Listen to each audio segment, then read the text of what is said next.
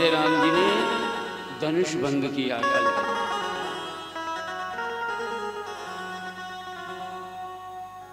जो वहां पर राजा बैठे थे, जो राजा धनुष तोड़ने के लिए जो आए थे, वो राजा आपस में बातें कर रहे हैं कि धनुष तोड़ने से कोई विवाह थोड़ी हो गया है। अभी हम जीवित हैं, हमारे होते हुए सीता को कोई वर नहीं सकता, सीता से कोई स्वयंवर कर नहीं सकता हमारे होते हुए। ऐसा करो, इन दोनों राजकुमारों को पकड़ लो, और अगर जनक सहायता करे तो जनक को भी बांध दो। उनमें कुछ राजा ऐसे भी थे जो साधु स्वभाव के थे। वो कहने लगे, अरे मूर्खों, कुछ तो सोचो, लखन के क्रोध से डरो, क्यों पतंगे बनकर जल रहे हो? लखन का क्रोध अग्नि है।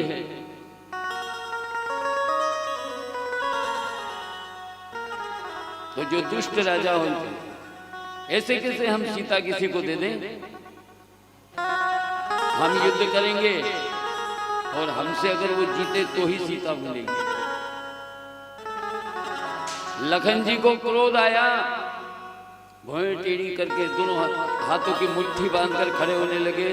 राम जी ने कहा, तुझे कुछ करने की जरूरत नहीं है, तुझे कुछ भी करने की जरूरत नहीं, इनका इलाज आ रहा है।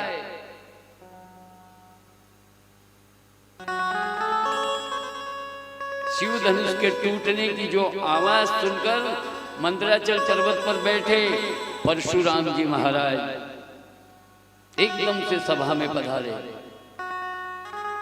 तुलसीदास जी ने परशुराम जी के रूप का वर्णन किया। कैसे दिखते हैं परशुराम जी? गौर शरीर गोरा है, भस्म लगी हुई है, माथे पर त्रिपुंड तिलक लगा है। त्रिपुंड तिलक जानते हैं? त्रिपुंड तिलक किसे कहते हैं? जो शिव भक्त होते हैं वो त्रिपुंड तिलक, ये 3 उंगलियों का, इसे अर्धचंद्राकार भी कह सकते हैं। और जो विष्णु भक्त होते हैं वो श्री तिलक लगाते हैं 2 उंगली का।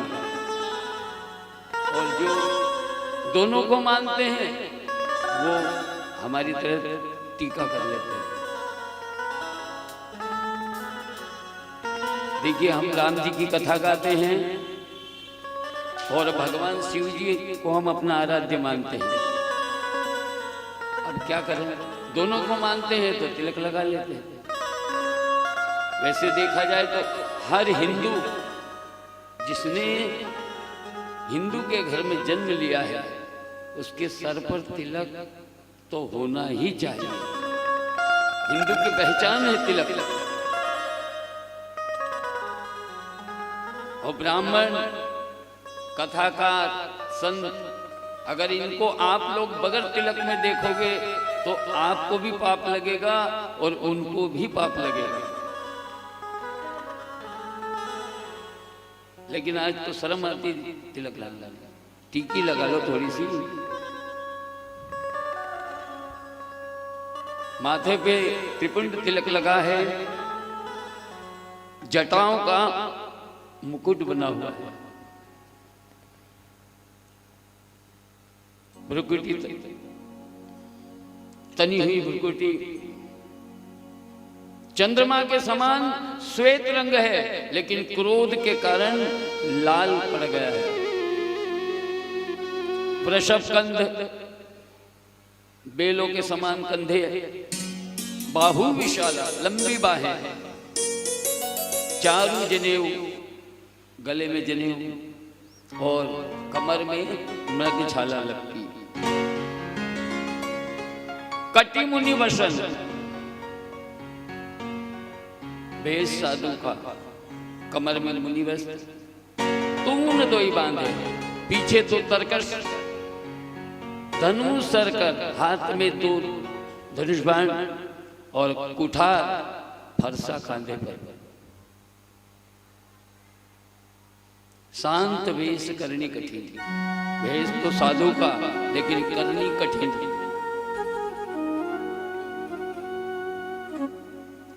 जैसे ही परशुराम जी सभा में आए, वो जो राजा कह रहे थे पकड़ो पकड़ो, मारो मारो मारो मारो,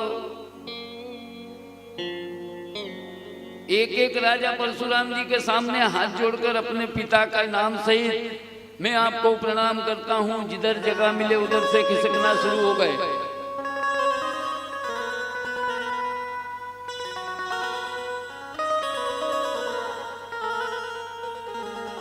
परशुराम जी को क्रोध में देखा, जनक जी ने इशारा किया सतानंद जी को, जानकी मैया को लेकर आए। जानकी मैया ने परशुराम जी को वंदन किया।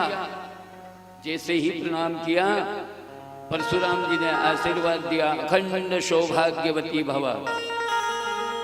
जनकपुर के सारे नर नारी बड़े प्रसन्न हुए, कहने लगे अब चिंता नहीं, अब बाबा चाहे जितना फरसा घुमाए, अब कोई डर की बात नहीं, आशीर्वाद इन्होंने ही दे दिया है।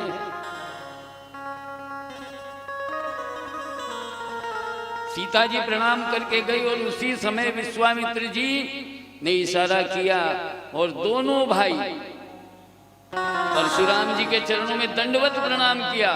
विजयी भव, यशस्वी भव, आशीर्वाद दिया परशुराम जी ने। और जैसे ही मेरे प्रभु को परशुराम जी ने देखा, नेत्र वहीं ठहर गए। इतना सुंदर रूप राम जी का। परशुराम जी थोड़ी देर देखते रहे, फिर अपने आप को संभाला कि हम यहाँ किस लिए आए हैं। भगवान के ऊपर से अपनी नजरें हटाकर जनक की तरफ देखा, जनक जी की तरफ देखा और कहा, ए जनक, बोलिए भीड़ भाड़ काहे की है यहाँ पर? ये भीड़ क्यों लगा रखी है? ये वीरों में छेड़छाड़ किस बात की है?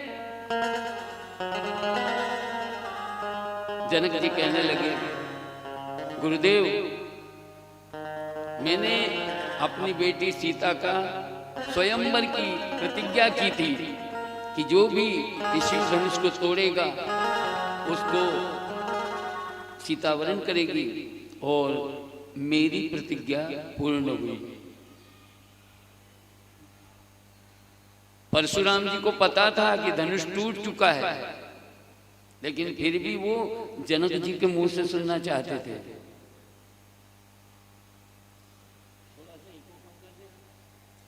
आवाज समझ में आ रही है आपको? परेशानी तो नहीं? कल कह रहे थे, कल फिर आवाज गड़बड़ हो गई थी। थोड़ा सा इको कम कर लो, इको कम कर लो।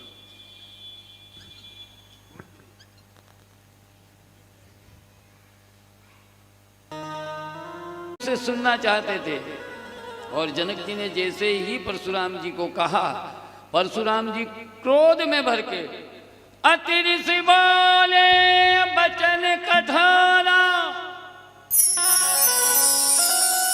रे जन जड़क धनुष के ही तोड़ा। ए जनक, बता, ये किसने धनुष तोड़ा है? किसने भरी सभा में सीता से नाता जोड़ा है? जल्दी बता, नहीं तो ये तेरे राज्य की भूमि को उल्टा कर दूंगा।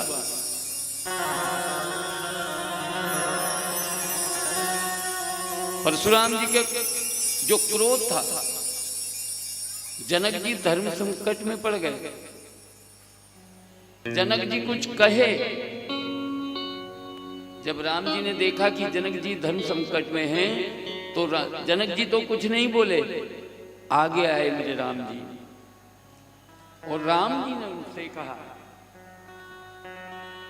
देखिए राम जी ने पहले शब्द में अपना परिचय दिया, पहले शब्द में, नाथ, नाथ शंभु धनुभंज निहारा, यानी शंकर जिसका नाथ है और वो ब्राह्मणों का दास है, उसी ने धनुष को तोड़ा है। परशुराम जी समझ सकते थे क्योंकि वो भृगुसुत है। भृगु मुनि ने भगवान विष्णु के श्री हरि के हृदय पे चरण का प्रहार किया था। भगवान विष्णु ने उनके चरण पकड़ के कहा था, मुनि आपके चरणों में कहीं चोट तो नहीं आई, क्योंकि मेरा हृदय बड़ा कठोर है। लेकिन वो सुन नहीं पाया, ब्राह्मणों का दास है। जैसे ही परशुराम जी ने सुना तो परशुराम जी कहने लगे, अरे राम,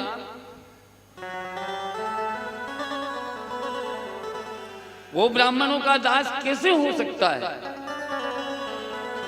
राम जी ने पुनः प्रणाम किया और कहा,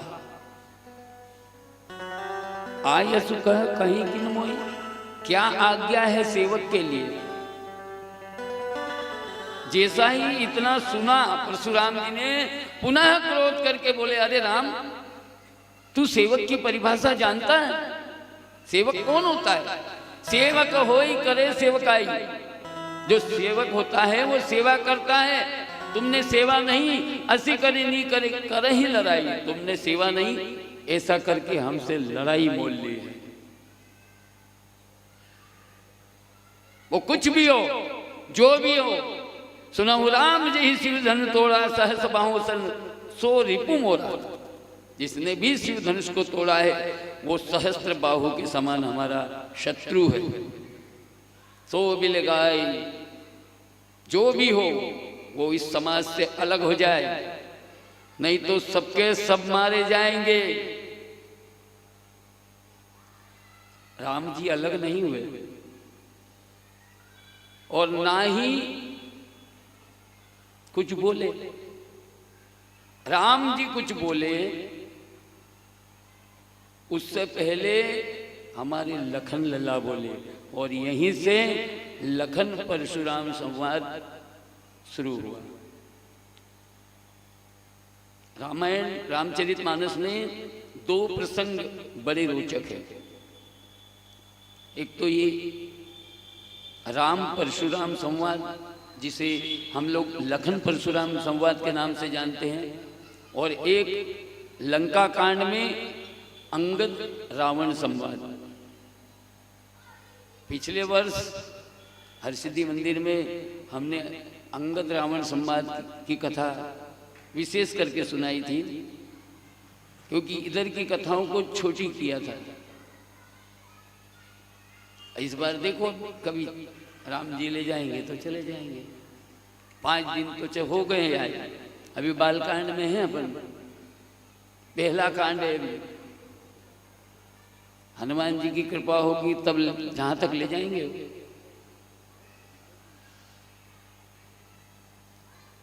लखन जी बोले,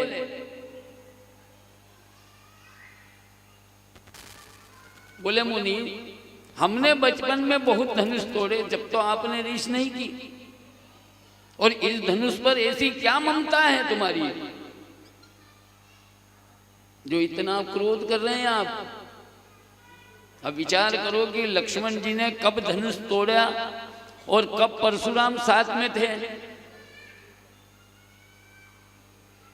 हुआ ये कि जब परशुराम जी ने पृथ्वी को क्षत्रिय विहीन किया तो सारे वीरों के शस्त्र लेकर एक जगह इकट्ठा कर दिए। तो धरती माँ ने और शेष नाग ने सोचा कि अगर ये शस्त्र दुष्टों के हाथ, असुरों के हाथ लग जाएंगे तो बड़ा उपद्रव करेंगे। तो धरती तो बनी माँ, भूमि बनी माँ, और शेष बने बालक, और दोनों मिलकर आए परशुराम जी के आश्रम में। भूमि रूपी माँ कहने लगी परशुराम जी से, बोले महाराज, ये मेरा बालक है, बड़ा चंचल है, बड़ा शरारती है। इसकी शरारत से तंग आकर मेरे घर वालों ने मुझे निकाल दिया है। पीहर में कोई रखता नहीं, जहां जाती हूं वहां कोई सहारा नहीं देता है, आप हमें सहारा दीजिए। परशुराम जी ने कहा ठीक है देवी, दे जाओ, ये रखा आश्रम। अब परशुराम जी ऐसा कहे कि वो तो चले गए संध्या करने, और जब वापस आए तब तक क्या देखते हैं कि वो जितने भी धनुष शस्त्र थे लखन जी ने सब तोड़ तोड़ के रख दिए, सब तोड़ डाला। परशुराम जी आए, बोले देवी तू तेरे बालक को लेके कहीं और जा, आज तो इसने मेरे सब शस्त्र तोड़ दिए, कल कुछ नहीं मिलेगा तो मेरा आश्रम तोड़ देगा। बाद में पता चल गया था परशुराम जी को कि वो धनुष तोड़ने वाला बालक नहीं था, वो शेष था। लखन जी वो याद दिला रहे परशुराम जी को, बहुधनी ही तोरी लड़काई कभू न असरी से कीन गोसाई, यही धन पर ममता कहीं है, तू इस धनुष पर क्या ममता है तुम्हारी।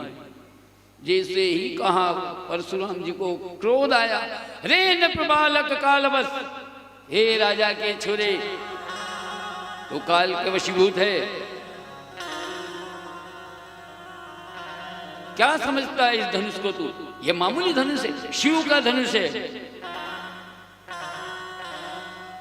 इतना क्रोध किया लेकिन लखन जी डरे नहीं। लखन जी हंस रहे, हंस रहे लखन जी, हंस कह लखनी, हंस कर कह रहे हमरे जाना,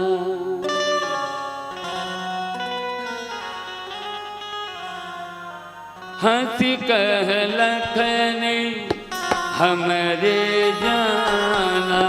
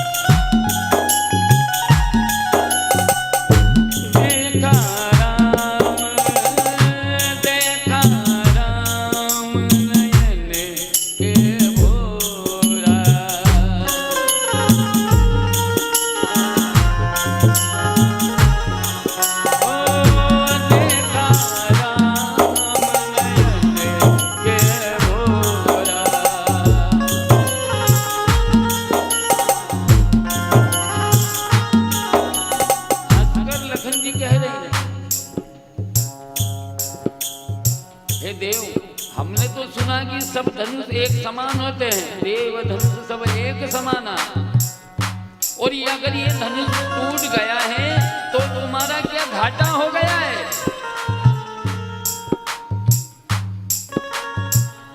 और तोड़ा किसने, इस धनुष को तोड़ा किसने। हम क्षत्रिय हैं, इधर से निकल रहे थे और क्षत्रियों का स्वभाव होता है शस्त्र की तरफ।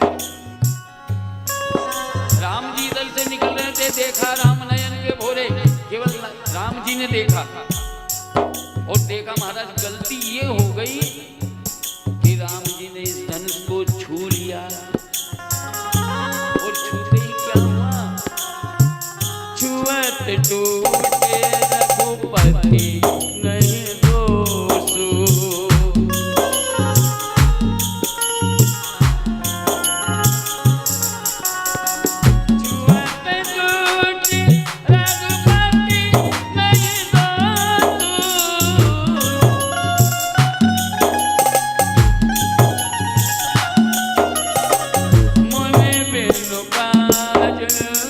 मुनि बिन काज करई कत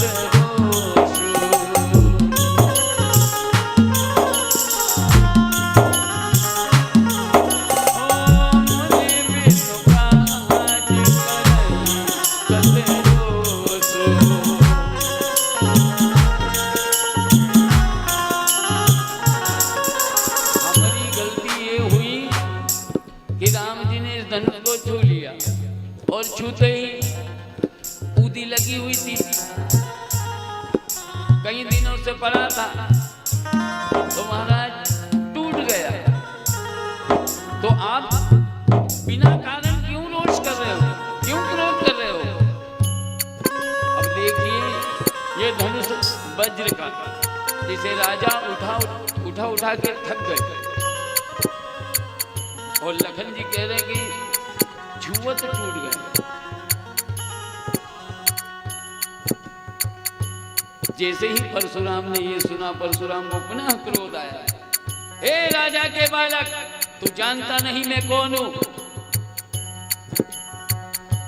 बाल ब्रह्मचारी, तू जानता है मैं कौन हूं? बाल ब्रह्मचारी मुनिद्रोही, विश्व विदित क्षत्रिय कुलद्रोही।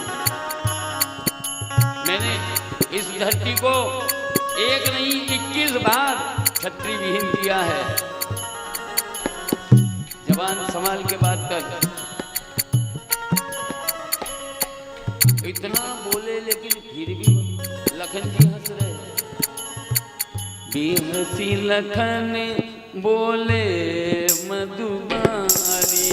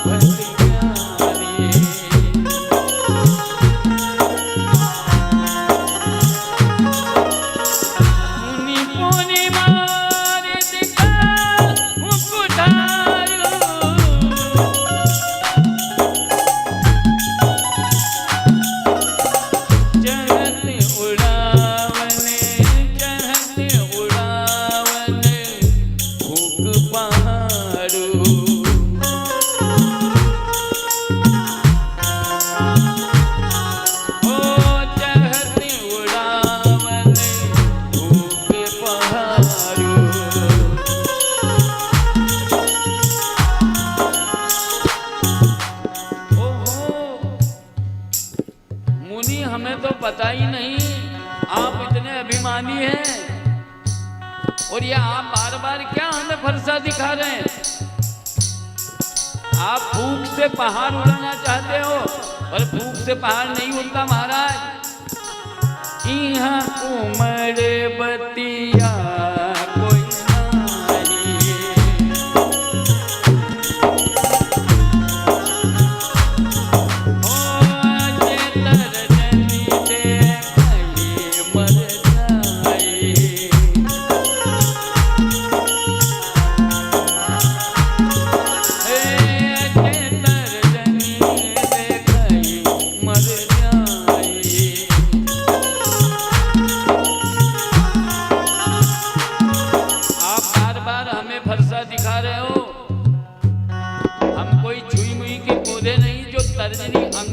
दिखाने से मुरझा जाएंगे।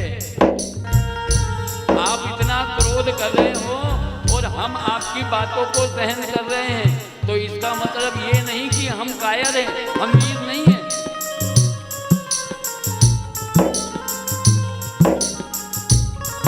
हम तो केवल आपकी जनेऊ देखकर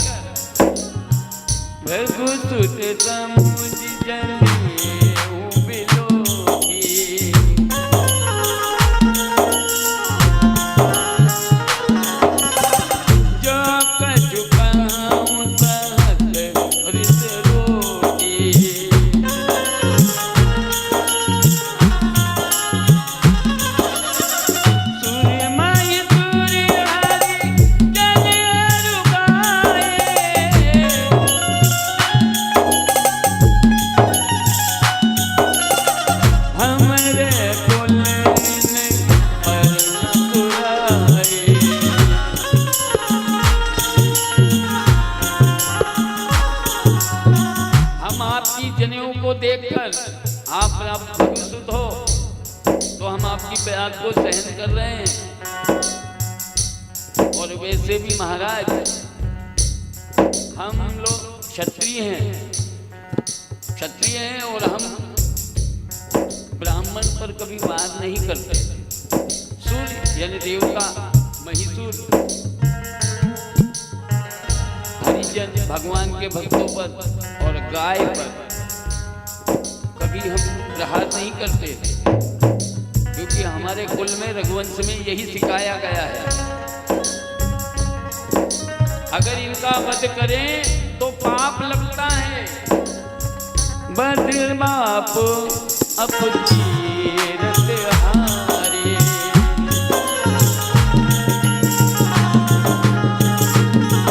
मैं अमारत हूँ पाप ही तुम्हारे।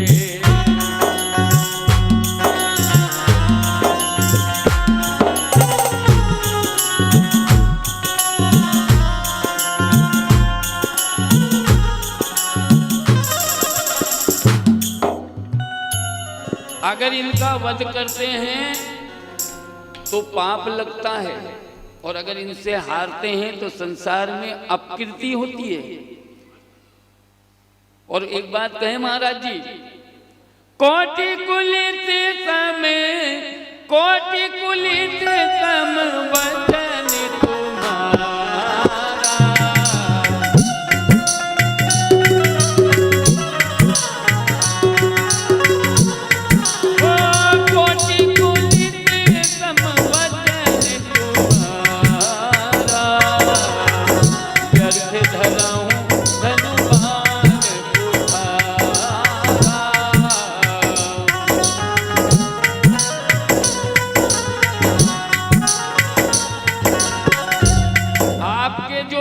शब्द है महाराज। ये आप जो ये दो तरकश धनुष बाण फरसा ये क्यों लेके घूम रहे हैं? ये व्यर्थ का भार क्यों ढो रहे हो महाराज? आपके जो मुंह से जो शब्द निकल रहे हैं वो करोड़ों वज्र के समान है।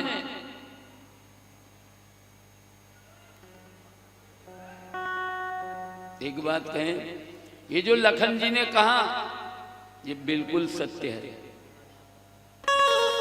हम लोग बोलते कैसा है, ये हमारी वाणी ही सब गड़बड़ करती है। ऐसी वाणी बोलिए कि मन का पाखो, औरन को शीतल करे आप शीतल होए।